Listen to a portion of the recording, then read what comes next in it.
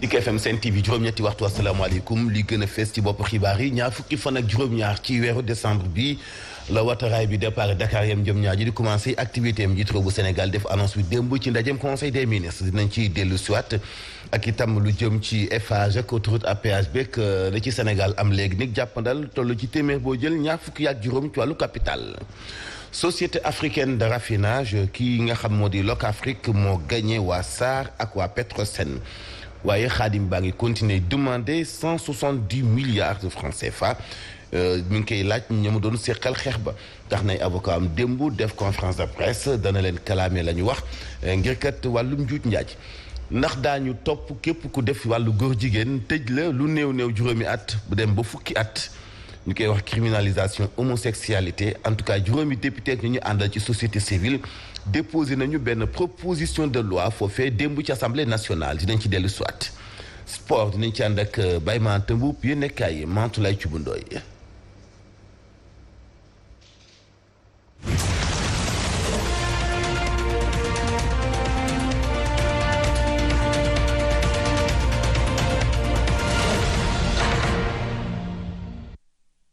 aywa Hadj Mansour laata ngay tàmbali ñu wàccaat ci tali bi ànd ak Papa Alé Cissé.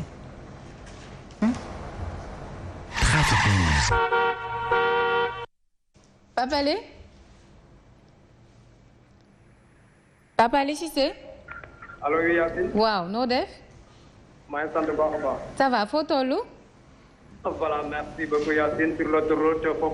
beaucoup de véhicules sont à signaler en provenance du côté Padoua, Camrel, sortie péage bi jaaree ko école Mariama Niass vers le Champ Jourdain foofu la wati takku neen lool ba tax na vous avez du mal à circuler tranquille bu ngeen dépassé aussi le Champ Jourdain mën ngeen wéy seen circulation toujours sur l'autoroute vers Colobane mu dee nag rond-point sortie de Maristes là-bas c'est nickel aucune difficulté à signaler surtout les véhicules en provenance du côté des deux sorties de Maristes foofu la yëpp mën ngeen progresser tranquille naka noonu aussi ñi nga xam ne ñoo fi bàyyi ko vers la blancherie Capa foofu la aussi am na quelques lenteurs laata ngeen di dépassé fi nga xam ne moo nekk cité des eaux daal di wutali parc Boine bu dee aussi sur le côté opposé maanaam ñi nga xam ne ni ñoo bàyyi ko rond-point stade de Maristes vers intersection bu cité des eaux foofu la aussi yax na laata ngeen dépassé intersection bi il faudra patienter ndax foofu la ay takk dem ñoo fa nekk boole ko ñenn ñi ngir ñeneen ñi aussi daal di mën a wéy seen circulation bu ko defee aussi mën ngeen fa jaaxee sur les deux voies frontalières pour ñi nga xam ne ñoo bëgg dem du côté de Xaar Yàlla jaaree ko nag Saint-Boulevard naka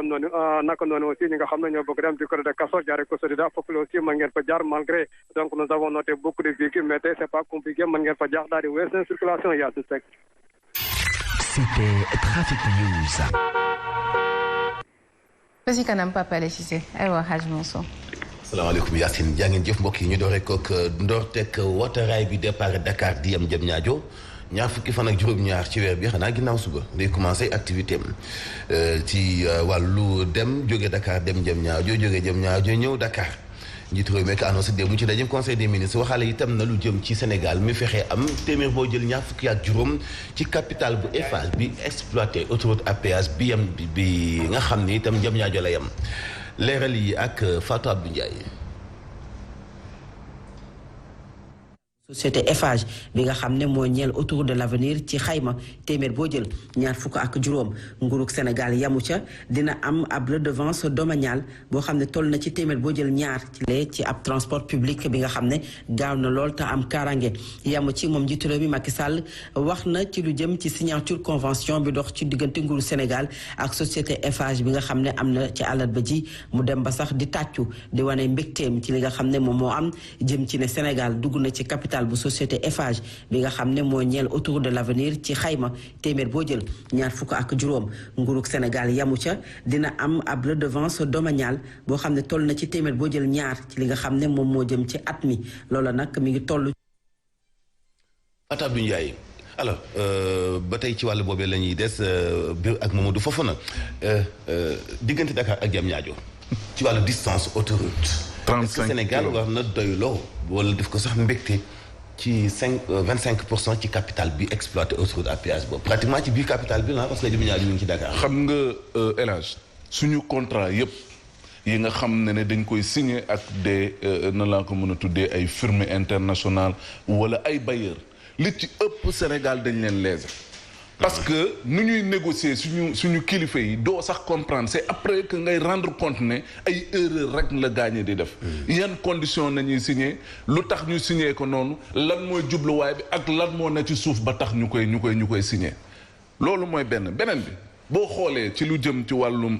contrat yu ñu signé yëpp di ngay gis ne Sénégal presque ay 10% ay 15% ci loo xam ne yow yaa ko moom. zircon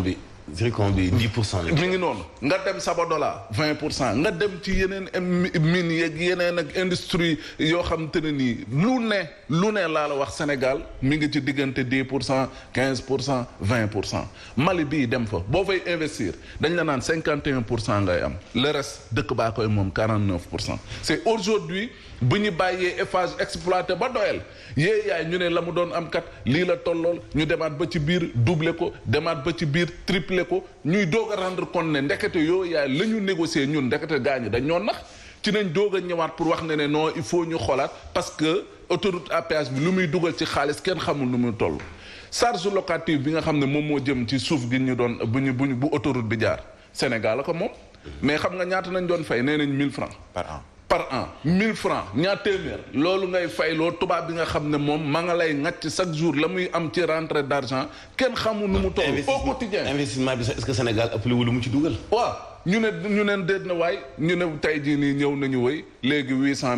millions ngeen ci am weer bu nekk xam nga Sénégal il faudrait que ñuy bañ di xeeb suñu bopp benn ñaareel ba il faudrait que ñu forcer le respect vis-à-vis ak ñi nga xam ne ñoom ñooy investisseurs yi ñoom ñooy bailleurs yi parce qu'il me semble que lu leen neex nañuy def nu leen neex nañuy négocier parce que jàpp nañ ne Sénégal amul dara lu ñu wax ji mooy suñu kilifa yi ñoo war a am fulla ak fayda xam ne suñu développement mi ngi jóge ñun ci li nga xam ne moom nañ am comme richesse te yooyu yaay waruñu nag faale beneen dëkk bu mu mënti doon ndaxte élage la ñu am ci ay richesse yeneen dëkk yu ci bëri amuñu ko. boole ci autoroute bi lëndëm lool Birahim jiit réew mi ci ndajem conseil des ministres sax waxaale na ni mécaniciens yi ñu war a yóbbu foofee ca Diamniadio faaw ñu boole wàlla ci eau potable ndox moom ñàkk sax ci Ndakaaru nee na am ca Diamniadio sàkku na ci ñaari ministères yi nga xam ñoo boote PIDC ak PUMA ñu fexe ba ndox ak courant ak compagnie ñi war a dem ca Diamniadio xanaa daa bëgg comme autoroute bi Diamniadio wataraay bi Diamniadio lay yem mu ami client en tout cas mécaniciens yi moom faaw ñu yóbbu leen foofee ca Diamniadio boole waale na ko ci conseil des ministres dem jox na ko importance daal en tout cas. jox na ko importance parce que lu mu bëgg mooy ñu fexe ba jëlee mécaniciens yi ci bërëb yi ñu nekk fii jamono ji ci biir Dakar yóbbu leen Diamniadio mais gis nga accompagner leen ak lu wàllu ndox wala lu jëm ci yenn ci ay jumtuwaay yoo xam ne dañ koy soxla d'accord c'est une très bonne chose mais ñi nekk fii ñu toll nii jamono ji ci yenn gox ci biir Dakar ak ci lu ko wër mais amuñu ndox te loolu c'est avant ngay dem di defari feneen foo xamee ne dañ fa war a def ndox ñi fi nekk nii di war a dund chaque jour amuñu ndox bu ñu naan amuñu ndox bu ñu sangoo amuñu ndox bu ñu fóotee ay charrette ak ay moto moo leen di indil ndox mais ça c'est aussi un problème boo xam ne dañ ko war a régler gis nga lu jëm ci wàllu ay defar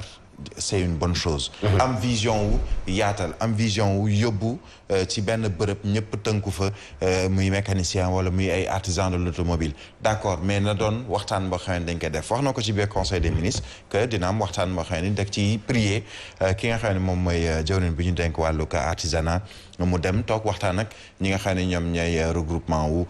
ay mécanicien ak lu ni mel mais nañ leen teg ci condition yu baax ba pare beneen coow li mooy tey qu'est-ce qui empêche réew bu mel ni Sénégal dëkk bu mel ni Dakar tey Mansour sooto bu paanee mu paan fii ci ñu nekk nii jamono ji ci VDN bi est-ce que am nga ku la ko mën a yóbbul ba ca Diamniadio bu fekkee ni ñii di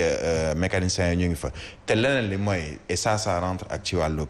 autoroute à péage bi yow amoo sañ-sañ ñu lonk sa oto ci autoroute à péage ci autoroute à péage bi pour yóbbu ko Diamniadio léegi nan ngay yóbbee sa oto bi nga xam ne dafa panne fële ca Diamniadio pour fekk fa ñi nga xam ne ñoom ñooy mécaniciens yi ak artisans de l'automobile maa ngi bu ñu àndee ci autoroute bi sa oto panne fekk ñu jiitlante au mu droit man lonk la parce que c'est interdit parce que bind nañu ci seen wàllu charte ci autoroute à péage bi ak waa Eiffage que amoo sañ-sañ bi ça veut dire donc il faut nécessairement très rapidement Fofana il faut nécessairement que vision d'accord mais vision na ànd ak xalaat boo xamee ni non seulement doo léser ñenn ñi mais yow sa bopp di nga fexe ba def loo xamee ni tout le monde y trouvera son compte c'est vrai que dañu ne ni y a pas du ñëpp am oto ci Sénégal wala ci Dakar mais am na tey boo duggee ci circulation bi xam ne embouteillage day am c'est tout simplement parce que ñu bari peut-être c'est une nécessité yu ñu yore boobu lay oto léegi bu paanee il devrait y avoir des des pôles yoo xamee ni sa panne peut-être mu ngi fii Dakar ci VDN bi jëm centre ville am na benn pôle boo xam ne ay mécaniciens teg nañ leen fa ba nga xamee ni peut-être dina la gën a jege mais nga jóge ci VDN bi wala nga jóge centre ville panne war a yóbbu sa oto ca Diamniadio dina xaw a compliqué de. problème. te xam nga li ci gën a doy waar ma dolli ci rek Mansour est-ce que xam nga autoroute à péage boo juumee sax war a jaar fi nga xam ne carte péage la war a jaar fi ngay fayee jaaree ci carte péage boo juumee dañ la naan 2000 francs ngay joxe pour ñu jàllale la mais loolu fan la am arnaque mënut weesu loolu noonu nit ku juum mais nit day juum mais nit ku juum jaar foofu nga ne ko non bu il faut nga jox ma 2000 ma jàllale la pour ngay doog a dem sa yoon. man 3000 laa fay sax. xoolal ma nga fay 1000 francs 3000 laa fay. fekk ma jaawale ñaari oto bàyyi carte péage bi ci benn oto bi dawal oto bi amul carte rapido ma jaawale ba egg soo ci rendre compte 1000 francs 3000 ngay fay. en tout cas Sénégal a ngi noonu lu toll ci téeméer ak juróom-ñaar fukk ci ay milliards ci francs CFA la société africaine de raffinage di laaj waa Locafrique wala moom la waa Locafrique di laaj société africaine de raffinage Khadim Ba nii waa SAR dañu ko bëgg dëbb li njàpp en tout cas ci kanamu tribunal démb moo gagné ñii di waa SAR ak waa Petrosen waaye du ca yam daañu kalaame la ñu wax ngir kat loolee di seen alal ñu jox leen ko ndax duñu ko perte. pôle d'avocat yi démb la ñu doon jàkkaarloog taskatu xibaar yi maître El Hadji Diouf kenn la ci avocat yi layil Khadim Ba. La direction de la SAR a passé cette commande de 200 milliards de gré à gré. 59 milliards perdus. Est-ce que le président est informé? Je ne le pense pas. Mais s'il n'est pas informé, nous avons l'obligation de l'informer. C'est pourquoi une mission d'audit. ñuy wax ñu naan léegi jooni ci tàng bi yow Locafrique boo fa bëggee toog da nga indi ñaar fukki milliards ak juróom-benn ci tàng bi yow état du Sénégal war nga indi fanweeri milliards ak juróom-benn waaw loolu fu dugg fan la jëm c'est que ñii juróom fukki milliards ak juróom-benn am nañ ko ci perte ci at bi passé rek léegi nag ñu yokk ci def benn commande. ñaar téeméeri milliards gré à gré mooy yaa ma neex yow laa koy jox. maître El Hadji Diouf moo doon wax noonu kenn la ci avocat yu société africaine de raffinage waa Locafrique mais coow li foofu na ku am dëgg ak ku amul dëgg mais bras de fer bi est-ce que du Sénégalais rek ñoo ci nekk victime boole ci nag li ñuy tuumaa la tante ci wàllu xaalis marché gré à gré pertement yépp alalu waa Sénégal la mais dañu ko étiqueté ci ay benn nit wala ñaari nit mel ni ñoom moom hydrocarbures Sénégal quoi. xam nga c'est le drame bu ñu bëggee wax na ne lu jëm ci wàllum pétrole diw nañ ko ndayale mooy waxin bi moom moo am monopole bi wala moom mooy gérer lii xam nga lii lépp lu koy indi mooy ñun Sénégal tant que jàpp ñu ne suñu développement ci ñun la war a mën a jóge dañuy am problème parce que dañ koy wékk toujours ci ay personnes wékk ko toujours ci ay firmes internationales wàllu problème mu SAR bi nii ay recapitalisation ay sénégalais ñoom ñoo ko yor qu'est-ce qui empêche le président mu ñëw ne leen xam ngeen gaañi lan la kaa leen toog ñu waxtaan parce que lii yëfu Sénégal la parce que il faudrait que ñun surtout ñu mën a xeex de telle sorte que lépp loo xam ne sénégalais moo ko yor ñu mën di ko ci dimbali mu di ko mën di ko gérer pour l'intérêt et pour le bénéfice des populations Sénégal mais la ca am mooy dañuy xeexante togg suñuy ceebu jën ba mu jekk yàqal ko tubaab bi boo xoolee loolu la jëm parce que bu ñu demee ci recapitalisation ci loxoy kan lay mujj ñun ñooy xeexante suñu biir après mu dem ci loxo tubaab su boobaa ñu ne waaw encore sénégalais lañ ca doon daj kat dinañ daj léegi le double wala dinañ daj leneen le triple je crois le président de la république comme moom moo yor lu jëm ci wàllum politique bu pétrole beeg ñoom seen woote na fi ndaje na woo waa SAR ñu toog waa Locafrique ñu toog que les intérêts des sénégalais ñu sauvegarder ko moo gën ñuy def ay ñuy def ay tëgg wëndeelu yoo xam ne yëf yi du mujj lu dul ci loxo ñi nga xam ne moom mooy nasaraan si encore ñu gën a nootati sénégalais parce que gis nga ku yor wàllum pétrole ak ay gaz da lay leer ne la ca bëri da koy contrôler ci réew parce que pétrole ak gaz bokk na ci li nga xam ne moom mooy dundal réew. waaw lu toll noonu itam bàyyi ko ci loxo benn nit itam wóorul di foofa na ak Birahim. mais comme boo contrôler pétrole contrôler am réew bàyyi ko itam ci Locafrique rek wala Khadim Ba rek ça pose problème aussi. mais xam nga fan la man sama inquiétude Mansour Diop mooy débat bi mu ngi survenir ci moment boo xamee ni ñu ngi wax ci wàllu baril pétrole yi ñu war a njëkk a am fileeg 2023 ñu wax ci wàllu gaz bi wax ci wàllu benn loi boo xam ne dañ ko taxawal fas yéene jébbal ko askan wi ak député yi ak ñëpp ñu xam lan mooy doon lu ñu woowee séddale bi ñi nga xamee ni dañ ko ci war a def bërki démboo njaay la woon fële ca Diamniadio ca centre international bu conférence bu Abdou Diouf coow li ñëw ne cour ci jamono jooju ñuy wax ci réew yu bari yi nga xamee ni liñ naan la malédiction du pétrole daf leen a dal Sénégal président Macky Sall ne ni fii malédiction du pétrole du ci am mais lii weesul malédiction c'est-à-dire que tey comme ni nga wax ñu ne Locafrique moom moo yore wàllug pourcentage ci téeméer yoo jël fanweer ak juróom yu toftal tuuti mais tey est-ce que mën nga génne ci SAR wala ci lu jëm ci wàllu pétrole ku ci mel ni Petrosen Manan Sall loolu mooy liggéeyam est-ce que mën nga génne ku ci mel ni Samuel Sarr ci lu jëm ci wàllu pétrole ndax da koy def ci yeneen i réew di lijjanti ak yeneen i réew loo xamee ni dafa jëm ci wàllu jébal leen lu jëm ci ay commission ak lu ñu leen di jàppalee ci seen gestion wu seen ressources yooyu di hydrocarbures di pétrole di gaz ak yooyu ñooñu mënoon leen ci génne bu ñu demee nag ba xuloo xiiroo ngaayoo am seen biir ñu xamle dem ni kii di Samuel Sarr bokkoon ci actionnaire Locafrique nee na démissionné na bàyyi na ca Locafrique ñu ñëw ne Sarr ak Petrosen yéen dem ngeen ca tribunal Locafrique moo leen fa yóbbu tribunal du commerce ne ni jox naa dëgg Locafrique yooyu la jamono nag ñuy wax ci wàllu malédiction du pétrole et du gaz il faut nécessairement Fofana mu ngi koy wax que le président de la République siffle la fin de la récréation am na loo xamee ni jarul yóbbu tribunal wala dem di ko xeex ba ñuy naan ni dañuy yóbbu ci lu jëm ci tribunal ba léegi Locafrique nee na day porté ji plainte fan fële ca Londres dem ca bitim réew pour lijjanti loo xam ne ci réewum Sénégal nekk te soxal ay doomu réewum Sénégal nañ ko waxtaanee nañuy demee di waxtaan ci biir ay COS-Petrogaz ci ay centre de conférence pour wax lii la ñuy am ba dangami at lii la ñuy am nañ ko waxtaanee seet nañ koy séddale nañ ko waxtaanee seen biir ba pare bi ban situation la SAR toll ba egg ci demande ñu wax ko recapitaliser. C'est que le problème qui s'est posé au niveau de la société africaine de raffinage mooy ni ba 2020 at bi ñu génn dafa nekkoon ci perte yu extraordinaire ba ñuy wax lu tolloog juróom-benn fukk yu tegal juróom-ñaari milliards ci koppar yoo xam ne ñàkk na ko ci gestion boo xam ne dafa desoon na am ay jafe-jafe lu bari toftalu ci mu jëm ci wàllu Covid bi lu jëm ci wàllu conteneur yi ngay indi ak ay charges yi nga xam ne moo jëm ci wàllu SAR ki ñu dénk SAR di soxna soosu je pense Décrayen bi mu ñëwee ci diir bu gàtt bu mu fexe ba seet nu mu ko defaraatee ba ñu jóge ci perte situation de perte financière yegg ci loo xam ni yokk nañu lu tolloog juróom-ñaar ci ay milliards li maanaam kon dëgëraatal na société africaine de raffinage léegi mu am coow loo xam ni lu jëm ci recapitalisation bi mooy man Locafrique dama taxaw ne ni dama bëgg au lieu ñuy nekk may jox Mansour nangami %, jox Fofana nangam %, am nañu lu ñu wooyee ci wàllu assiette foncière loo xam ne bu ñu ko jaayee mën nañu renflouer li ñuy woowee société africaine de raffinage nañu fexe jaay ko jël lu tolloog daanaka ay téeméer ak quelque ci ay milliards dugal ko ci li nga xam ne moom mooy SAR ci lépp lu jëm ci wàllu brut beeg fuel beeg li ñuy war a indi ci ay offshore onshore ay pipeline ak yooyu lu di seen jargon ci wàllu pétrole ñooñu ne ko attention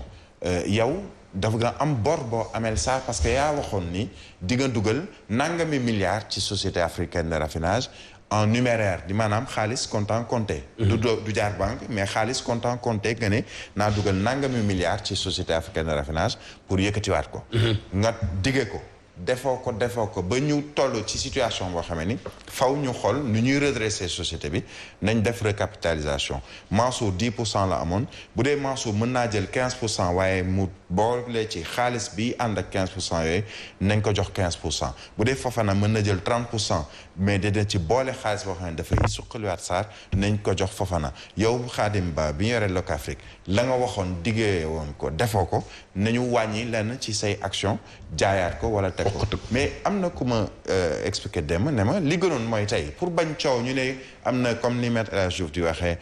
di dafa marché de gré à gré et cetera mais ñaata yoon ngay gis ci ay journaux ñu ne la dañu am appel d'offre international bu ñu def pour seet ay investisseurs yu nekk peut-être Gabon wala ku nekk Nigéria ku ne man nangu naa jël sama xaalis dugal ko ci société bi. kon keneen ñu def xaalisam dafay xaw a déranger Khadim Ba. mais c'est un problème aujourd'hui maintenant nag pour solutionner tout ce problème là il faut nécessairement que Wat Gaal ak Yogo waxtaan mën a am. du mbirum tribunal ba yóbbu Londres wala plainte ba yóbbu Londres wala ay avocat ñi def ay échange kii wax fii bu subaa avocat wu ñu lay wax wala DG Petrosen nga xamee ni wax naa ko xam-xamam ci loolu rek la màcc jàngeewu ko sax ci réewum Sénégal et je pense que comme le président de la République Macky Sall mais ñëpp xamee nañ ko lenn mooy ci wàllu pétrole gaz ci loolu lañ ko xamee woon avant muy nekk président donc bu ñu demee bay xool situation bi di dem bay empirer au niveau de la SAR. Pour moi, il y a une responsabilité partagée et d'abord la responsabilité première incombe à l'État du Sénégal ndax mooy actionnaire majoritaire. Recapitalisation bi dem ba ci 350 milliards Khadim Ba mun na tiit ni xëy na dina am ñu ko ëppale ci wàllu def. mais est-ce que tu sais que. oui fokkati mbir yi ci moom dootul nekkati actionnaire majoritaire. Petrosen mooy actionnaire majoritaire. te Petrosen c'est l'État du Sénégal mais xam nga état la. mais Petrosen mi ànd ak SAR Petrosen ci holdingam ñoom dañu am 40 et quelques %. Khadim Ba am li ñu wooyee. 34 minoritaire de blocage moom moo ci deuxième actionnaire bi gën a mag à part muy privé à part l'État privé mooy premier actionnaire mooy premier actionnaire donc moom blocage am boobu malheureusement ou heureusement dafay bloqué lu bari ci wàllu gestion wu SAR moo waral ñu dem ba tribunal du commerce mu jox ko dëgg. mais nañ ko jël saa ndayale ko Khadim Ba jël poste ndayale ko Bibi Diallo jël crédit jëli Sénégal ndayale ko Amadou Jean-Jacques Diop. moom tamit ñu koy tudd. deniers publics yi ñu koy fowe comme nu kenn xamul lan la itam waras na ko soppi ci aw doxalin en tout cas. projet de loi góor jigéen yi dem ci assemblée nationale projet de loi ci wàllu pétrole bet ni ñu koy ŋàbbee président Macky Sall dafa précipité yëf yi ci assemblée nationale ndax mën na am yoonu mu war a jaar te la ñu sàmmante woon ci digg at mi ci noonu la ñuy téye pétrole bi ak ni mu ko présenté démb safaa noona lool mooy li jaaxal député Malick Gueye bokk ci grand parti ba tax mu jàkkaarloo ci ak taskatu xibaar yi Ali Badara Sonko moo ñu fa teewaloon. projet de loi bi nga xamante ne moom lañ nar a yóbbu assemblée nationale ci li nga xamante ne moo soxal suñuy ressources pétrolières ak gazières député Malick Gueye bu grand parti moom nee na xelam tey na ci loolu ndax mënta comprendre lu tax président de la république Macky Sall yàkkamtee nii ni mel. président de la république dafa def proposition wax ne dafa bëgg a waxtaanee nan la ñuy séddalee koom-koom bi jógee ci maanaam pétrole beeg gaz bi format bi sax ça pose problème parce que benn waxtaanu 6 heures de temps. mënuñ ci séddale 13 000 milliards. moom nag mu jàpp ni sax lii lépp balaa moo am dañu war a ubbi ay waxtaan yu yaatu ci diggante société civile politiciens yi ak ñi nga xamante ne ñooy kilifa diine yi. mais dafa waroon nekk waxtaan bu yaatu boo xamante ni dañ ko war a def ci waxtu yi mu doyee. dem waxtaan ak acteurs yëpp parti politique yëpp coalition yëpp marabu yëpp waxtaan ak ñoom ci nan la ñuy séddalee xaalis boobu. moom député Malick Gueye bu grand parti di proposer sax que koppar yi nga xamante ne mooy tukkee ci les ressources pétrolières ak gazières yi nañ ko financer collectivités locales yi. Aliou Badara Sonko maa ngi lay jaajëfal collectif sàmm jikko yi ak juróomi député ci assemblée nationale déposé nañu benn projet de loi buy criminaliser góor ak ngóor jigéen. dootul nekk rek ay délit ak yu mel noonu mu nekk nag xeex bu am solo boo xamante ni bii sas la ci kanamu député yi ngir ñu sàmmanteeg xam ni askan wi bañ nañu ak góor jigéen Alassane Balde moo fa teewoon. tolloon nañu ci juróom ci ay député ak membre collectif sàmm jikko yi nga xamante nag ñoo sol seen dàll daal di déposé ca table président assemblée nationale proposition loi bi jëm nag ñu fexe ba criminaliser li nga xam ne ni mooy wàllum góor jigéen ci mim réew proposition bu ni mel nag lu mën a nekk la suñ sukkandikoo ci chef de délégation ba. donc au président de l'Assemblée nationale mais également copie au secrétaire général de l'Assemblée nationale donc mënu la réer defal nañu décharge yi en bonne et due forme kon nag lu ci war def nañ ko. collectif boobu nag jàpp ni faaw rek ñu tëral ay loi la ko mooy nag askan bi ñoo koy fajal seen bopp. suñu bàyyee luy raam ci ñàkk ba la jëm le peuple va se faire justice lui-même. Mame Makhtar Gueye ak ay ñooñam jàpp ni lii occasion la ci njiitu réew mi rek mu daal di tranché jëm ci bile débat. au moment ñëw mu ne non on n'est pas encore prêt. Justin Trudeau non. su bëggee lobby homosexuel yi may ko jàmm na jàppale projet bi ñu criminaliser ko fileeg nag boobu de loi di jaar ci circuit bi jëm ci assemblée nationale sàmm jikko yi am yaakaar lool ci député yi daal di adopté bile loi ci bés bi nga xamee ni ci la ñuy amal plénière ba. maa ngi lay jaajëfal Alassane Balde Birahim député yi am nañu sas de ku nit déet askan wi daañu ko dégg de dañuy criminaliser ak ngóor jigéen fii ci dëkk bi. dafa am benn dama koy xool sànq ci yéenekaay bi Le Quotidien mu def ci liggéey bu am solo. ci lu soxal mbiru criminalisation homosexualité gis naa tamit Dakar Times bind ci wàllu woowu mooy xalaat boo xam ne ñu bari amoon nañ ko benn ci man mooy ni dafa am ay faits ay actes yoo xam ne dañ ko posé au fur et à mesure depuis un certain nombre d'années yoo xam ne da ngay dem ba ne jiix dugg ci légaliser homosexualité sans t'en rendre compte. C'est-à-dire que le Sénégalais lambda ma ngay seetaan ay loi ay mbir yu ñuy soppi benn mot ñu ne la dootu ñu wax wàlluk sexe wàlluk genre la ñuy wax ñu ngay soppi yenn ci ay terme wala terminologie ci yenn mot yoo xam ne fan lay mujjee mooy da ngay xëy rek ñu ne la légaliser nañ ko parce que loi ba yaa ko voté woon ca li ñu woowee référendum wala voté woon nga ko ci Assemblée nationale jàll na ba noppi mais il faut nécessairement que muy les députés de l'Assemblée nationale muy les Sénégalais parce que ñii nga xam ne ñoom ñoo jël bi les propositions de loi yóbbu ko Assemblée nationale ay députés ngi ci di représenter Sénégal ci représenter ay Sénégalais ci Assemblée nationale waaye tamit am na ay Sénégalais yoo xam ne lii leen soxal mooy li ñu woowee sàmm jikko yi dellu soit ci jikko yi nga xam ni moom la ñu xamee ci biir réewum Sénégal ñooñ ñoo war a taxaw jatu ni soccet te xool ndegam dañu bàyyi yenn ci ay fait ay actes yoo xam ne dañ koy gën a méngale ak légalisation lii di homosexualité il faut faire très attention par rapport ak li nga xam ne ñu ngi koy tudd ci wàllu criminaliser lii di homosexualité il faut nécessairement que député yi ndax bu ñu leen joxee proposition de loi dañ koy xool lañ ca war a amender ñu amender ko fu mu war a jàll di procédure bi mu war a jaar yëpp ñu jaar fa et c'est heureux d'entendre ku ci mel ni Adji Mbergane Kanouté di vice-présidente ci groupe parlementaire majorité ne ni dañu bàyyi mbir mi dem ca fa mu war a dem muy procédure bi yëpp daañu ko topp ba bu fekkee ni dañ ko war a voter ci criminaliser boobu ñu voter ko mais que nit ñi ubbi seen i bët xool te na